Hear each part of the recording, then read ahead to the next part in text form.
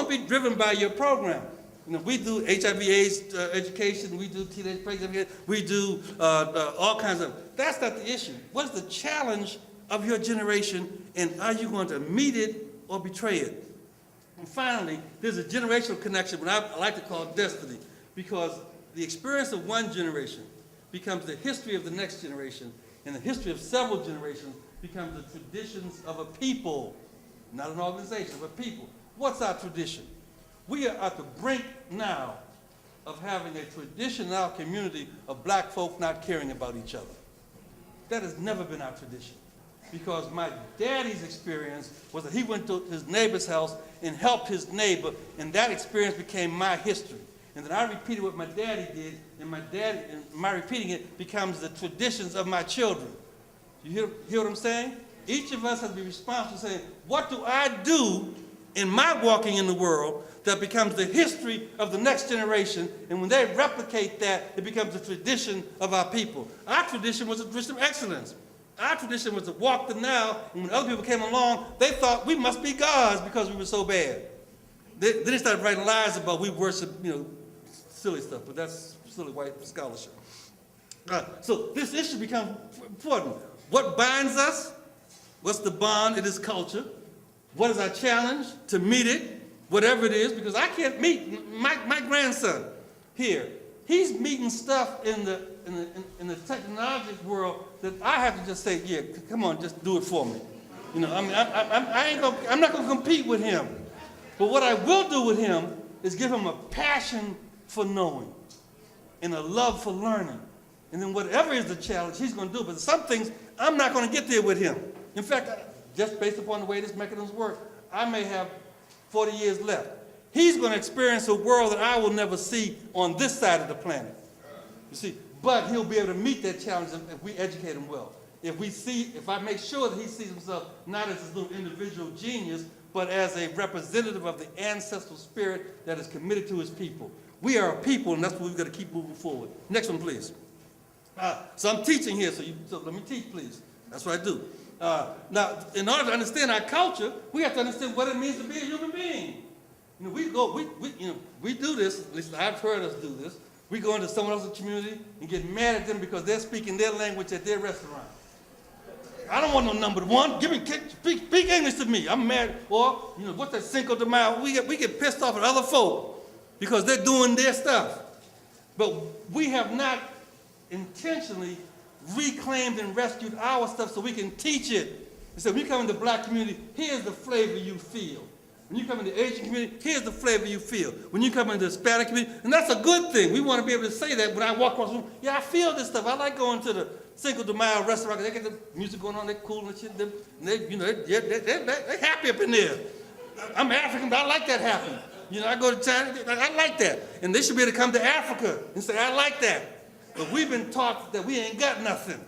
We've been taught that we just a reaction to white folk.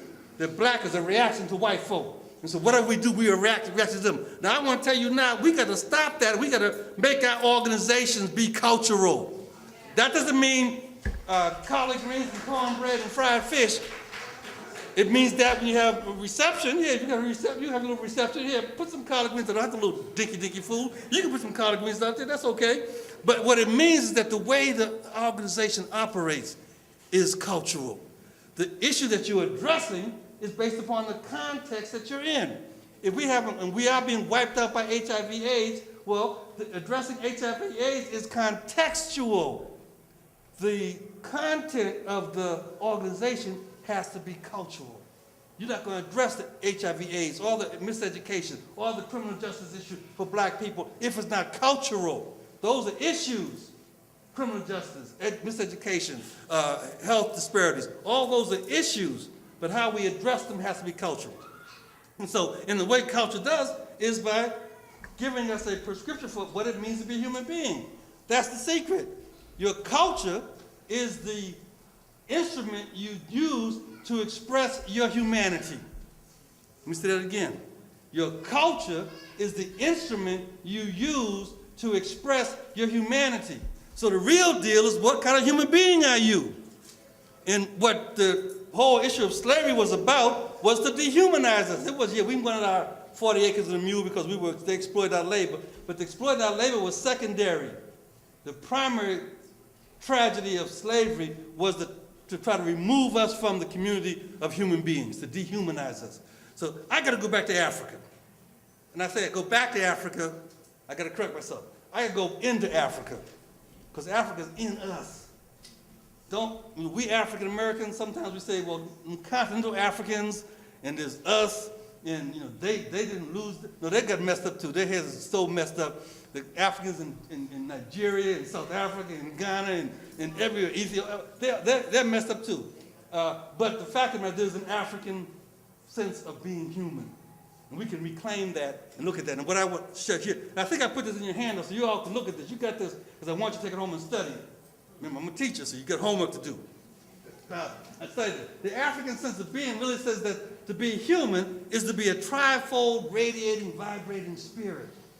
I am a human in the yet to be born. I am human in the living, and I am human in the afterlife. There's three phases of existence that I am in. That means that I have a responsibility for what I do as a living that's going to influence those yet to be born. So I can't be doing dumb stuff because I'm contaminating the future. I have also a responsibility for those who are in the afterlife, because I'm going to enter that realm. See, so I live in three realms: the living, the yet to be born, the yet to live, the living, and the after living. And that trifold radiating spirit says, and this is all what some people call Bantu Congo thought. But I want you to understand that all of us are Bantu. Sometimes I'm Bantu with a Yoruba name. I'm Bantu with a Kiswahili name. I'm Bantu, but all of us are Bantu. I'm Bantu with an Alabama name, because we all African people. And so this African sense of being says that to be African, to be human, is to be a spirit who affirms their own humanity by recognizing the humanity of others, and in so doing, respond to them in humane ways. Think about that.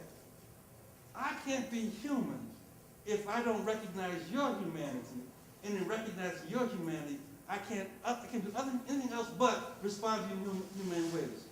How can I be human and say, because I'm human, but I'm going to make you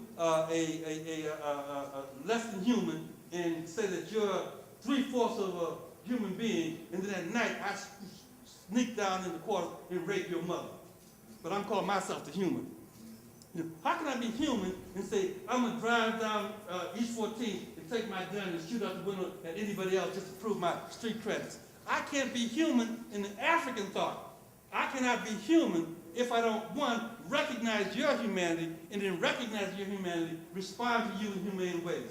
How can I be human and have my wife and believe that my wife is beat up on because my boss did something to me? I'm going to beat up on her. Or that I'm gonna take me something because I'm a little teenager, and I'm gonna show the brothers in the locker room that I got some of that because I'm gonna just take me some girl. How can I be human? You hear what I'm saying now? Our way is the way of reclaiming. It gives us something that we can stand on and walk in the world as unique and vibrant human beings. To be human, the Bantu say, to be human is to be a spirit in motion. Spirit in motion. Now I remind you, think about what we do. Whenever we do stuff, it's driven by energy, by spirit. Our music, our dance, even the way we figure out budgets in the conference room, the way black folk approach that question is not just 2 + 2 = 4. Even though we know 2 + 2 = 4, but we do more than that.